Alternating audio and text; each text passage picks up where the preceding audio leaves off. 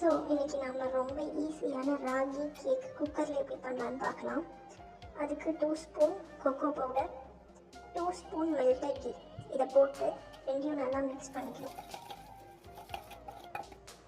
அதுக்கப்புறம் 2 ஸ்பூன் நாட்டு சக்கரை அப்படி இல்லைன்னா ஒயிட் சுகர் பவுடர் பண்ணி சேர்த்துக்கணும். அதுக்கப்புறம் 4 ஸ்பூன் ராகி பவுடர் போட்டுக்கணும். 1 pinch baking powder, 2 to 3 spoon of milk போட்டு எல்லாத்தையும் நல்லா கலந்துக்கணும். கலந்துட்டு ஒரு பாத்திரத்தில் ஃபுல்லாக பட்டர் தடவிட்டு அதில் இந்த கலந்த பேட்டர் இதில் ஊற்றி நல்லா டேப் பண்ணிக்கணும். சைடில் குக்கர் 5 மினிட்ஸ் ப்ரீ ஹீட் பண்ணி வச்சுக்கணும்.